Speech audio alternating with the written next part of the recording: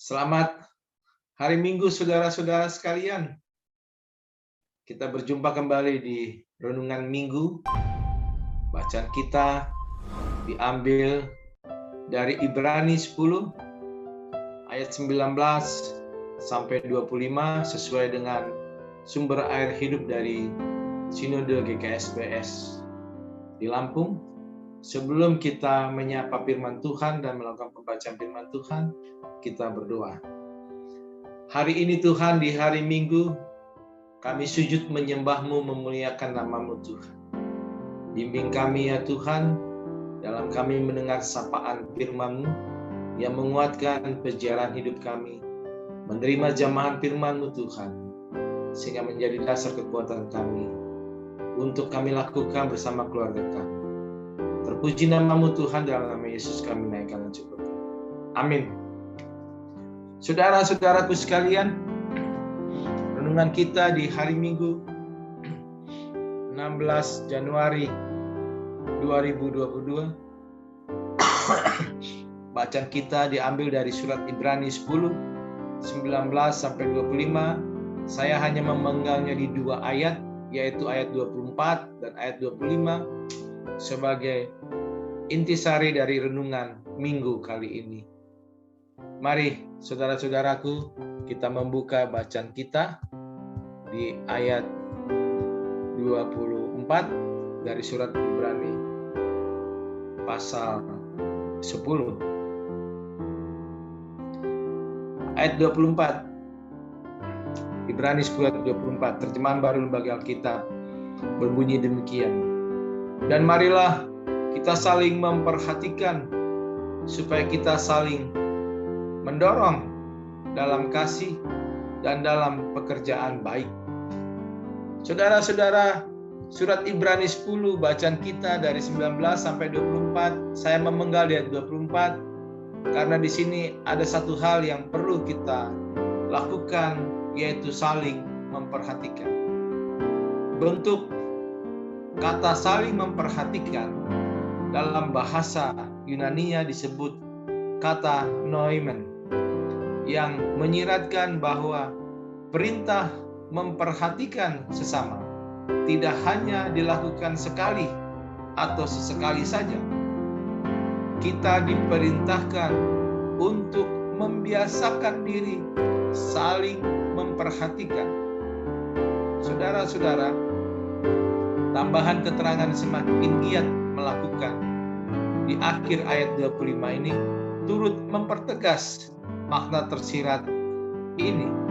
Pendeknya, saling memperhatikan harus menjadi budaya dalam gereja, dalam hidup orang percaya. Hari ini kita diingatkan untuk memperhatikan sesama anggota gereja. Kelekatan persekutuan sesama anak Tuhan diisi dan dicirikan dengan saling memperhatikan. Saudara-saudaraku, Paulus menyadari betul bahwa sebagai manusia kita akan lemah dan jatuh bila kita tidak saling memperhatikan dan saling mendorong satu sama lain. Pertemuan-pertemuan ibadah janganlah hanya berpusat pada diri kita tanpa peduli dengan orang-orang yang mungkin duduk di sebelah kiri, kanan, depan, belakang saudara. Semakin dekat hari kedatangan Tuhan, maka seharusnya semakin giat kita untuk membangun hubungan erat dengan sesama kita, sehingga kita semakin akrab, semakin menasihati, semakin mengingatkan, dan terlebih lagi juga semakin giat melakukan pekerjaan Tuhan. Saudara-saudaraku, Alkitab berulang kali mengisyaratkan agar kita bekerja sama satu dengan yang lain mencapai satu tujuan. Sebuah contoh menarik misalnya pada saat ada orang lumpuh yang ingin menjumpai Yesus di Kapernaum, yang dicatat dalam Lukas 2 ayat 1 sampai 12. Pada saat itu ada begitu banyak orang mengerumuni Yesus, sehingga tidak mungkin si lumpuh bisa menerobos kerumunan.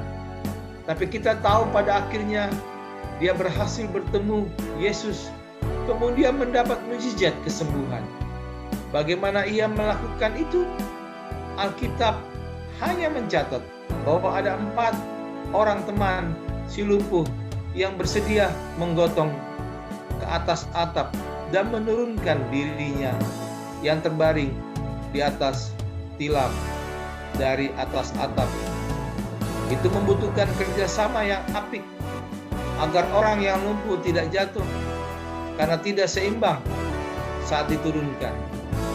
Bayangkan jika seandainya si lumpuh tidak punya teman yang mau repot-repot mengangkutnya agar bisa bertemu Yesus. Saudara-saudaraku, ada banyak lagi kisah-kisah di mana kita melihat pentingnya kebersamaan yang positif di antara kita. Ketika Yesus mengutus murid-muridnya untuk mewartakan kabar gembira pun, kita melihat mereka diutus bukan berjalan sendiri, tapi berdua-dua atau berpasangan, seperti ungkapan Injil Markus 6 ayat 7. Iman kita akan gampang merosot dan melemah jika kita menghadapi masalah demi masalah sendirian. Tetapi dengan adanya teman yang saling berbagi, kita mampu bertahan dan tetap kuat. Betapa pentingnya sebuah kebersamaan yang saling bantu, mengingatkan, apalagi ketika kita memasuki akhir zaman seperti sekarang ini. Saudara-saudaraku sekalian, kepedulian merupakan bagian dari kasih yang seharusnya memenuhi hati orang percaya. Beban yang ditanggung manusia sesungguhnya tidak ringan, dan lama-kelamaan mampu membuat iman kita memudar. Cepat atau lambat, seseorang bisa kehilangan pengharapan jika didera masalah terus-menerus. Karena itu, kita wajib untuk saling tolong-menolong, seperti yang diungkapkan dalam Galatia 6 ayat 2. Bertolong-tolonganlah menanggung bebanmu, demikianlah kamu memenuhi hukum Kristus. Saudara-saudaraku, hari ini kita diingatkan di ayat 24, saudara, bagaimana kita datang ke sebuah gereja itu pun tidak cukup apabila kita tidak memikirkan pentingnya membangun hubungan dengan saudara-saudara di sana. Jika saat ini kita masih mengabaikan salah satu pesan penting Tuhan untuk memiliki iman yang terus bertumbuh dalam persekutuan yang manis dengan Tuhan, tentulah gereja di mana Anda bisa bertumbuh dan berbuahlah di sana. Ambil waktu untuk saling mengenal satu sama lain. Jadilah bagian yang baik dari seluruh tubuh Kristus. Bersekutulah dalam doa dan penyembahan.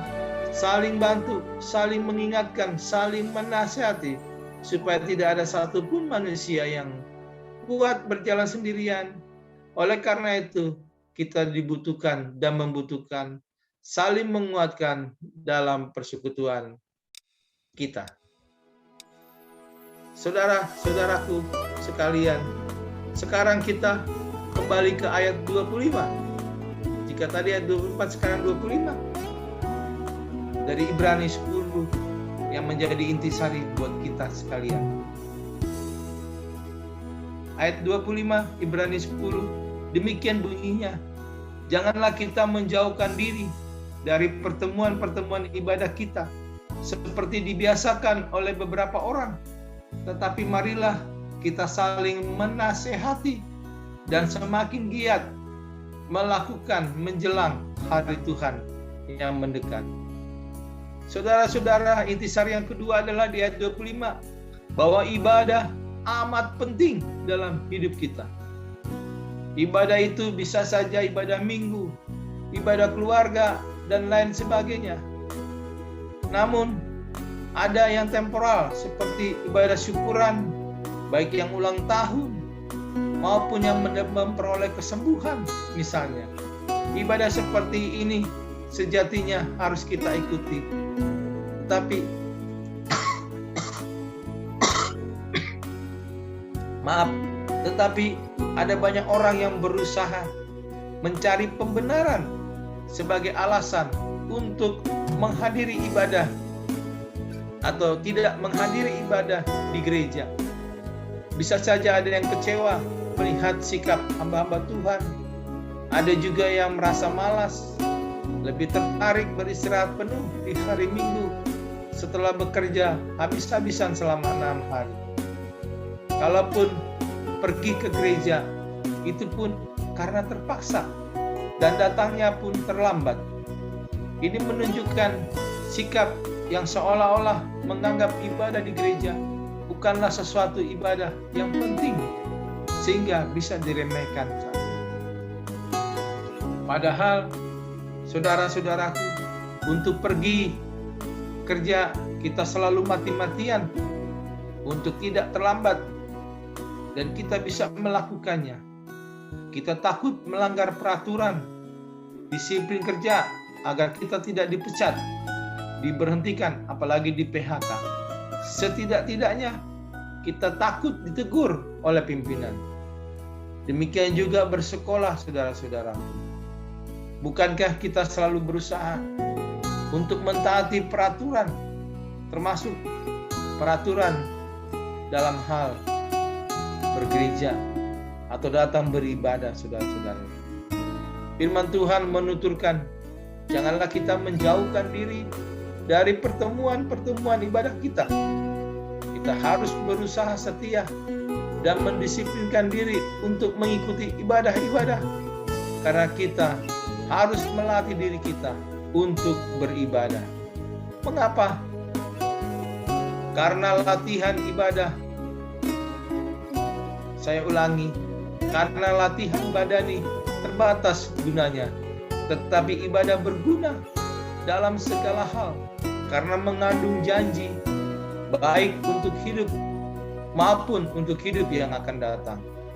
1 Timotius 4 ayat 8. Ketika kedisiplinan dalam bekerja, belajar, apalagi dalam beribadah, sesungguhnya jauh lebih penting, karena di dalamnya terkandung janji yang amat bermanfaat, bukan saja untuk hidup kita saat ini, tetapi juga hidup yang akan datang. Begitulah pentingnya kita melatih diri dalam beribadah yang tidak boleh kita abaikan dalam hidup kita. Saudara-saudaraku, hindarilah kemalasan dalam beribadah. Jangan lewatkan waktu-waktu di mana kita bisa saling menguatkan dan bersama-sama menikmati hadirat Tuhan bersama saudara-saudara kita. Ingatlah bahwa Tuhan mengasihi orang yang bersungguh hati kepadanya dan terus mengarahkan pandangannya untuk mencari orang-orang seperti ini.